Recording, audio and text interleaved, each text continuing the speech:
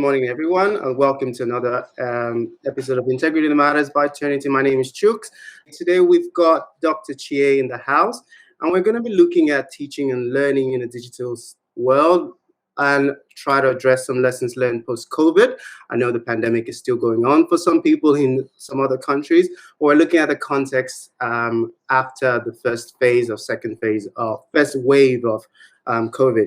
Can we meet you, Dr. Chie? Tell us a bit about yourself, your research background, and your role as Director of Digital Learning at Deakin University. Thanks, Chuck. Lovely to be here. And it is a long story, like many others, perhaps working in higher education. So I'll give you 2 minutes version of that if I can. So I've always had strong interest and passion, I think, for language and education. I've done most of my formal education back in Japan with bachelor and masters of education, wanting to be an English teacher there. And obviously something has gone wrong, and I decided to do a PhD in linguistics at the University of Edinburgh, Scotland. And then through teaching in linguistics courses, I've made my way back to education. And so now I'm in a fortunate position to work on all things digital education at Deakin University. And I suppose among many hats that we all wear at work, there are two important hats to note here. So one, as myself as a teacher and researcher. And so I'm the course director for our grad cert and masters of digital learning leadership courses at Deakin, and I teach into these degree courses and do research in and around digital education. And the other hat that I wear is the Director Digital Learning for the university, working within the Deputy Vice Chancellor Education portfolio. So I manage a team of academic developers, learning designers, and learning technologists to drive the initiatives around digital learning and teaching. So we work on a number of digital learning innovation projects while also managing the entire digital learning environments, including our LMS. Excellent. Really good to meet you. And just for those watching, I've been a huge fan of Chie Adachi. Been to some of the sessions at Deakin, and yeah, I must say that for learning designers like myself, those have been really good sessions. I think it's the best angle to begin this conversation is to get a sense of how you describe digital learning and how has teaching and learning changed after the first wave of COVID. I'm not going to say post-COVID because I know we just realized that COVID is still happening in some areas of the world. So it will be selfish to say post-COVID. So how has teaching and learning changed post second wave of COVID in Australia? No, really good question. And first of all, thank you for that lovely comment. That's really kind of you to say that. And I think there are two parts to that question, isn't there? So firstly, how do I define or describe digital learning? I generally follow the school of thoughts on networked learning proposed by Peter Gugia and colleagues. And so for me, digital learning is all about connection and experiences that are otherwise impossible for learning to emerge without that use of digital. And then the other part is, how has learning and teaching changed post-COVID? Well, as you just said, Chuck, I think we are still living with COVID, and now we are seeing more of the impacts and changes that happened due to the COVID pivot last year. So compared to the initial reaction to simply moving and transitioning our teaching practices to online, there has been much more focus on reimagining the learning and teaching practices. So the quest for a new model of blended learning, if you like, that reflects our recent experience is very strong. And so we're not wanting to just go back to the ways things were with digital education. The focus is now finding our clever ways of blending online and on-campus experiences with the level of flexibility students both want and need. And we're still very much in that fluid space where the regulations around social distancing and then the capacity on campus are changing. In Victoria, it's selling a lot more now, and we can now have more students back on campus. But this idea of what balance do we need to strike in terms of offering the best learning experiences with the combining of the online and on-campus experience is really big. So a couple of examples, if you like, that are happening at Deakin. And these are not new ideas. And I think in many ways, people always wanted to do this, but now this is our chance to really bring that transformation together. One is about less didactic lectures. So focus on active interactions in class. When we do bring students back on campus, we want to harness that time to be doing really active learning, less didactic lectures. And then that translates into the online space. We don't want to do 3 hours of Zoom talking at students, but more engaging and interactive learning to happen. So that's one side of the story. The other one that we see really important, and a lot of universities are reacting to this, is that rethinking exam. How do we make more authentic and better assessments for end of trimester assessment? So again, we don't want to just make all the traditional exams to be invigilated or proctored and timed and high stake online. So we don't want to just do that online the way that we used to do on campus, but how can we make sure to assure the quality of learning and the learning outcomes in an exam context online? So these are the kind of two examples that really changing the space in the space of post or living with COVID, I think.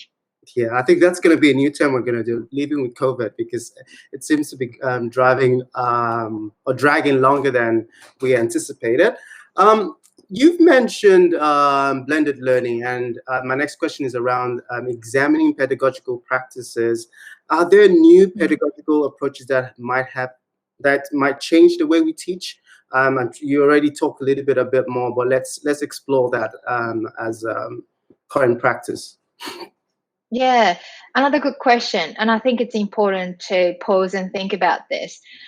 I've always said this, but good teaching is good teaching, online or offline. So the principles, for example, around active learning still stand in remote and hybrid learning, but it's that application that changes in context. So how do these principles get enacted might be different from one course and context to another. And the kinds of learner cohorts and demographics of the students you have might also impact on this as well.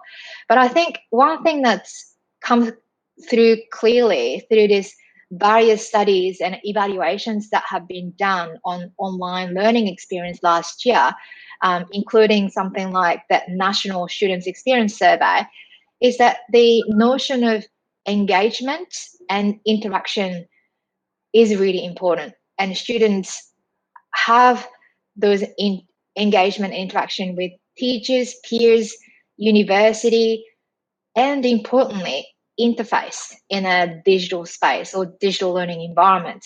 So we're paying more attention to that. And for obvious reasons, when our physical interactions that we used to have were restricted, students missed those in the way that learning happened for them in online all of a sudden. And we saw this most strikingly in the first year students cohort, because if you can remember or imagine what would happen in the first year students of study, they're using a lot of interactions and engagement on campus, in the corridor, between lectures, asking, what does that mean? How can I do this? Where can I find that? And so all that interactions and engagement were restricted as we moved to online space, of course. So we had to think carefully about how do we bring and design for those kind of learning experiences and engagement and interaction to happen online, with the view that cultivating that sense of belonging really benefits students' learning and also their learning outcome as a whole. So we also know that online learning takes high level of self-regulation and self-efficacy. And so novice learners like first years struggled with that. So I think that notion of engagement and interaction we need to care for. And in terms of pedagogy, that idea of active learning and even things like the pedagogy of care, that idea of how do we design learning experiences online to be more inclusive and accessible to all students is something that we've been grappling with. I think that's still gonna be a challenge for most institutions, and my take on that is we'll probably have to go through a process where we constantly examine the feedback from our current pedagogical practices and see how we can be flexible to adopt, most importantly, the modalities of different learnings for students, and yeah, just continue that cycle of change. So now we're going to move the angle a little bit to look at AI. AI is coming into our educational technologies, and we're seeing how that's impacting how we do things and what level of knowledge we get from that. So in your opinion, how will AI and machine learning impact, inform, and support learning and teaching needs in higher education? Yes, another good question, Chuck. And this is our favorite topic, isn't it, at the moment? Emerging technologies such as artificial intelligence. And last year, I saw this attracting so much attention in higher education. And one of the indicators, and probably my title doesn't help out there in the digital world, but I never received so many emails from emerging technology companies trying to sell their next best and shiny products. And so the market is out there, and the universities are looking for more emerging technologies that allow better experience and engagement and so forth. But I think the tension exists here. You could call the utopian and dystopian views of educational technology, and especially for something like artificial intelligence. We educators and universities therefore need to be very critical of those opposing views, and so that we can evaluate those technologies and apply them for digital education for better in practice. So I certainly think that there's a healthy amount of both excitement and skepticism. So one hand is that, critics, and if you read people like Professor Neil Selwyn, their work, in most cases, those edutech don't actually work in reality in the way that they claim their technologies to be. And so that's one side of the story. And then on the other hand, you've got those advocates of edutech pushing the rhetoric of technology transforming learning and teaching for better and more exciting and more effective. So that idea of cost-saving exercise is kind of big here too. But it is the way that future is going, and it's unavoidable. So the question is, how can we progress this good work while being critical of what technology is actually doing or impacting our lives and learning and teaching practices? So we do need to work with those views. And at Deakin, so we started doing this digital learning innovation project actually this year, looking at the AI. And the idea is that it's going to help with the automated feedback processes on especially reflective writing. So we know that teachers spend a lot of time giving feedback on students' work, but we also know that there are different types of feedback that the humans and machines can give for students.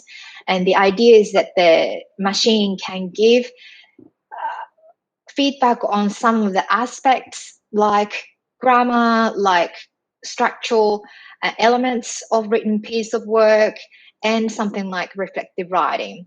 As long as we can provide the data as to what that standard of work looks like from the machine's perspective. So we are starting off this pilot project working with faculties at the moment to test the idea of how this automated feedback can work with artificial intelligence. But that doesn't mean to say that there haven't been already a lot of good work that's done across Australia and in this field. Especially we've been paying attention to UTS's Connected Intelligence Center of their work, looking at the automated feedback for analytical and reflective writing, and we've been learning a lot from there. But it is one of the exciting spaces and projects that we have this year. Excellent. So I would assume that there are perceptions from academics with regards to AI coming into place. Some school of thought say that there's the thinking that it might be replacing their job, which I beg to differ. But how might your role as director influence, and I'm going to borrow one of the words you use, excite academics to uptake technology, to especially the artificial intelligence aspect of it? Yeah, no, interesting question. And again, I think there is a healthy amount of excitement and skepticism from academics in this area. So I would say embrace that, and we need to work with that.